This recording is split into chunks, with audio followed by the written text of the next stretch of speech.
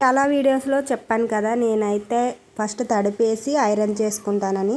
Silk mixture అయితే తడపాల్సిన అవసరం లేదు, కాటన్ అయితేనే తడపాలి. ఖచ్చితంగా ఐరన్ చేయాలి, అప్పుడే బ్లౌజ్ ఫినిషింగ్ అనేది బాగుంటుందండి. ఖచ్చితంగా ఇలా చేయండి, ఒకసారి ట్రై చేయండి. ఎందుకంటే బ్లౌజ్ మనకు పర్ఫెక్ట్గా కుదరాలంటే కొంత కష్టం తప్పదండి.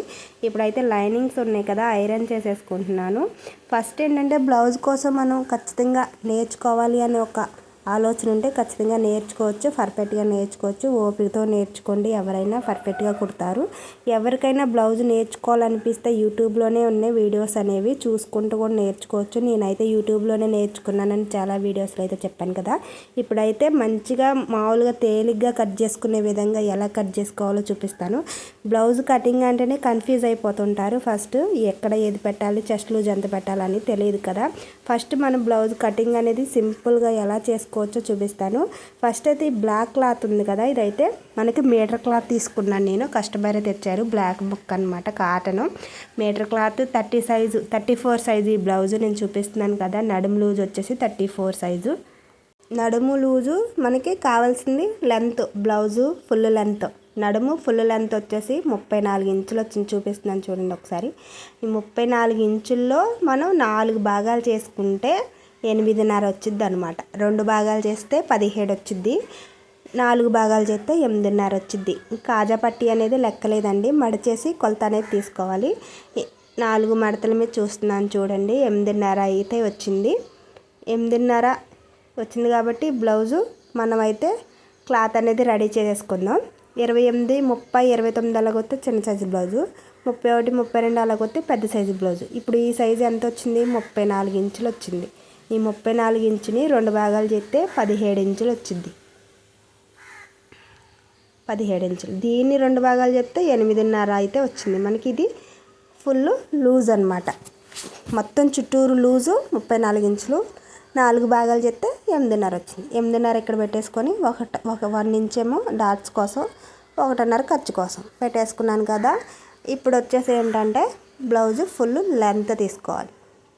ఇలా పెట్టేసుకొని క్రాసులు గట్ట లేకుండా క్లాత్ అనేది ఇలా సరి చేసుకుంటా మంచిగా ఇలా ఫినిషింగ్ అనేది మంచిగా పెట్టుకోవాలి.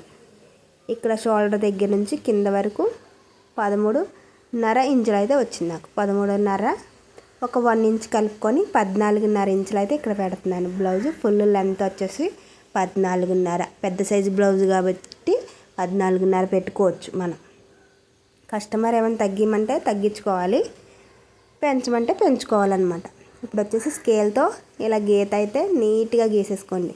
బ్లౌజ్ కటింగ్ సింపుల్గా చూపిస్తున్నాను కదా, మీరు కూడా నేర్చుకోండి. పెద్ద కన్ఫ్యూజ్ లేకుండా. చాలామంది చాలా విధాలుగా కట్ చేస్తారు, కానీ టేపు కొలత ఎంత ఈజీగా ఉంటుందని మీకు చూపిస్తాను. 3 ఇంచెస్ అయితే షోల్డర్ పెట్టుకున్నాను, 2.5 ఇంచులు అయితే మెడకి పెట్టాను. పైన 5.5 కదా, కింద కూడా 5.5తో పెట్టేసుకొని 6 ఇంచులకి ఆమ్ రౌండ్ లూజ్ తీస్తున్నాను. చంక రౌండ్ 6 ఇంచులు డౌన్. పెద్ద సైజు బ్లౌజులన్నిటికి ఇలాగ 6 ఇంచులు అనేది పెట్టుకోండి, పర్ఫెక్ట్గా సరిపోద్ది. స్కేల్తో గీత గీసేసుకున్న తర్వాత మనం చంక రౌండ్ ఉంది కదా, ఈ రౌండ్లో ఎంత పెట్టుకోవాలో తర్వాత చెప్తే. ఇప్పుడు చెస్ట్ లూజ్ వచ్చేసి 8.5 ఇంచులు వచ్చిందిగా పెట్టేసుకొని 1.5 ఇంచ్ అనేది ఎక్స్ట్రా చెస్ట్ లూజ్ కోసం, 1.5 ఖర్చు కోసం. ఇంకంతే చెస్ట్ లూజ్ అంతే పెద్ద సైజు బ్లౌజ్కి. అదే చిన్న సైజు బ్లౌజ్కి అయితే 1.5 పెట్టుకోవచ్చు. ఇక్కడ కూడా 1.5 పెట్టాను సంక రౌండ్ దగ్గర. మనం సింపుల్గా, నా దగ్గర అయితే స్కేల్ ఉంది, స్కేల్లో లేని వాళ్ళు ఉంటారు కదా, అలాంటి వాళ్ళ కోసం ఇలా చిన్నగా గీసుకోండి. ఒకేసారి తిప్పేయకుండా రౌండ్ చిన్నగా గీసుకుంటూ పోతే ఇలాగ సంక రౌండ్ అనేది మంచిగా వచ్చింది అనమాట. మనకి బ్యాక్ పార్ట్ అయిపోవాలంటే ఇంకా మెడ ఒకటి తీసుకుంటే సరిపోద్ది. బ్యాక్ పార్ట్కి ఇలా సెంటర్లో పెట్టుకొని ఇలా చూసుకోవాలన్నమాట. నడుము ఎంత ఉందో చూసుకుంటే మనకు అర్థమైపోతుంది. ఇప్పుడు వచ్చేసి స్కేల్తో పైన 2.5 పెట్టాం కదా, కావాలితే ఒక 1/4 ఇంచ్ ఎక్స్ట్రా పెట్టుకోవచ్చు, లేదంటే అంతే పెట్టుకోవచ్చు అనమాట. నేనైతే అంతే పెట్టేసి రౌండ్ మేడ అయితే గీసేస్తున్నాను. కస్టమర్ వచ్చేసి రౌండ్ మేడే పెట్టమని చెప్పారు కాబట్టి ఇలాగా చూసారా. బ్యాక్ పార్ట్ అయితే ఈజీగా చెప్పాను అనుకుంటున్నాను, మీకు అర్థమైందని అనుకుంటున్నాను. అర్థమైతే ఒక లైక్ అయితే చేయండి వీడియోకి, ఖచ్చితంగా నాకు తెలిసిద్ది. ఇప్పుడు వచ్చేసి మనకి చెస్ట్ లూజు ఎంత ఉందో చూస్తున్నాను. 9 ఇంచులు అయితే వచ్చింది. నేను పెట్టిన మార్కింగ్ ప్రకారం 9 ఇంచులు వచ్చింది. ఒక 1/2 ఇంచ్ అనేది ఎక్స్ట్రా వచ్చింది నాకు. ఒక 1/2 ఇంచ్కి ఎక్స్ట్రా వచ్చింది కాబట్టి ఉంచేసుకుంటున్నాను. 2 ఇంచులు అనేది పెట్టుకుంటున్నాను. కొద్దిగా హెవీ సైజ్ బ్లౌజే కాబట్టి కొంచెం లూజ్ ఉన్నా పర్లేదన్నమాట. ఇప్పుడైతే కటింగ్ చేసేస్తున్నాను. సింపుల్గా ఇలా కట్ చేసేసుకోండి. కత్తిరి అనేది బాగా పొదునుందండి నా కత్తిరి, అందుకే నీట్గా ఫినిషింగ్ అయితే బాగా కత్తిరి బాగా తెగిపోతుంది అనమాట. ఎలా అంటే అలా తెగిపోతుందండి. బ్లౌజ్ ఫిట్టింగ్ అనేది బాగా రావాలంటే నేను చెప్పిన మెజర్మెంట్లతో ఒకసారి కట్ చేసి నాకు మెసేజ్ చేయండి. మీరు కట్ చేసి స్టిచ్చింగ్ చేసిన తర్వాత స్టిచ్చింగ్ వీడియోలు కూడా ఉన్నాయి కావాలితే నా వీడియోలలో ఛానల్లో, ఖచ్చితంగా స్టిచ్చింగ్ కూడా చూడండి. ఇప్పుడు వచ్చేసి క్లాత్ అనేది 4 మడతల మీద ఫోల్డ్ చేసుకొని హ్యాండ్స్కి అయితే డ్రాయింగ్ వేస్తున్నాను. ఒక 1 ఇంచ్ అనేది మనం హెమ్మింగ్ చేసుకుంటాం కాబట్టి హ్యాండ్స్కి 1 ఇంచ్కి మార్కింగ్ పెట్టేసుకొని హ్యాండ్ పొడవు అనేది చూపిస్తాను చూడండి ఎలా తీసుకోవాలో. హ్యాండ్ వచ్చేసి తిరగలు తీసి ఇలాగా క్లాత్ మీద ఇలా వేసేసి లూజ్ తీసుకోండి. ఫస్ట్ లూజ్కో మార్కింగ్, ఖర్చుకో మార్కింగ్ ఇలా పెట్టేసుకున్న తర్వాత ఇప్పుడు లెంత్ ఒక 1 ఇంచు హెమ్మింగ్ కోసం ఎదర ఉంది ఆల్రెడీ, మనం ఖర్చు కోసం పెట్టుకుంటే సరిపోద్ది. ఇంకోటి ఏంటంటే మనం హ్యాండ్ కటింగ్ అనేది సింగిల్గా హ్యాండ్ కటింగ్ ఒకటే వీడియో చేసి పెట్టాను నేను క్లారిటీగా, అది ఒకళ్ళు చూడండి ఎవరైనా చూడకపోతే. హ్యాండ్ అలా కట్ చేసామంటే కొంచెం కూడా ముడతలు అనేవి రాకుండా పర్ఫెక్ట్గా స్టిచ్చింగ్ చేసుకోవచ్చు అనమాట. 3 ఇంచెస్ అయితే డౌన్ పెట్టుకుంటున్నాను. ఆ డౌన్కి ఒక మార్కింగ్ పెట్టేసుకున్న తర్వాత మనకి చెస్ట్ లూజ్లో 4వ భాగం 8.5 వచ్చింది కదా, అదే నడుము లూజ్లో 4వ భాగం 8.5 ఇక్కడ పెట్టేసుకొని అక్కడికి మార్కింగ్ ఇలాగా. ఇప్పుడు వచ్చేసి ఒక 1 ఇంచ్ దగ్గర మార్కింగ్ పెట్టుకొని ఇలా కొంచెం కొంచెం డౌన్ చేసుకుంటే ఇలా కలిపేసుకోండి. హ్యాండ్ కటింగ్ అయితే అదే మార్కింగ్ అయితే అయిపోద్ది అనమాట, కట్ చేసేసుకోవచ్చు అప్పుడు. ఇప్పుడు రెండో విధంగా చెప్పాలంటే 4.25 దగ్గర ఇక్కడ మార్కింగ్ పెట్టేసి ఇక్కడ నుంచి చూసుకుంటున్నాను అనమాట. నేను ఇలా కూడా కట్ చేస్తాను. క్లారిటీగా ఉందండి. ఒక వీడియో అయితే హ్యాండ్ కటింగే పెట్టాను నేను.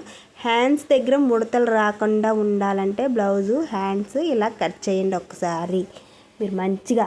కొందరైతే మెజర్మెంట్లు లేకుండా కట్ చేస్తూ ఉంటారు, కుట్టేస్తూ ఉంటారు. నేను ఇంత మెజర్మెంట్లతో కుడితేనే బ్లౌజ్ సెట్ అవుతుంది.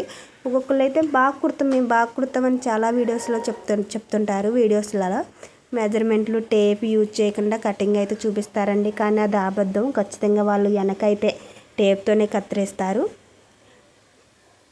ఇలాగ బ్యాక్ పార్ట్ కోసం క్రాస్గా తీసుకోవాలి క్లాత్ అని అయితే 1 మీటర్ క్లాత్ అయితే తీసుకున్నా కాబట్టి నేను క్లాత్ అయితే చాలా ఎగస్ట్రానే ఉంది నాకు. ఇప్పుడు బ్యాక్ పార్ట్ చుట్టూరు మార్కింగ్ అయితే పెట్టేసుకున్న తర్వాత ఫ్రంట్ పార్ట్ మెడ లెంత్ చూసుకుంటే అయిపోద్ది అనమాట. బ్యాక్ పార్ట్ కూడా ఈజీగా.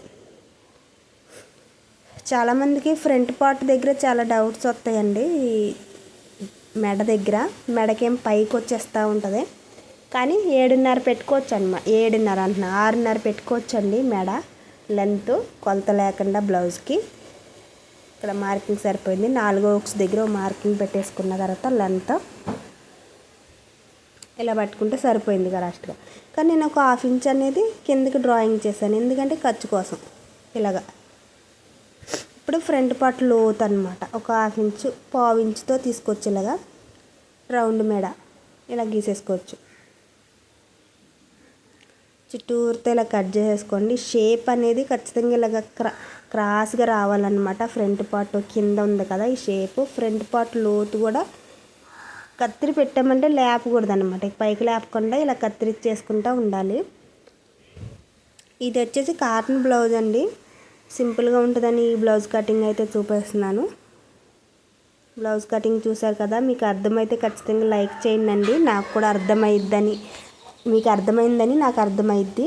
లైక్ చేశారంటే వీడియో అనేది 2-3కి షేర్ చేయండి ఖచ్చితంగా. ఎందుకంటే ఇలాంటి వీడియోస్ జెన్యూన్గా, అంటే నేను ఏ అబద్ధం లేకుండా వీడియో అనేది స్కిప్ చేయకుండా నీట్గా తీసి చూపిస్తున్నాను కాబట్టి ఇలాంటి వీడియోస్ చూడాలి.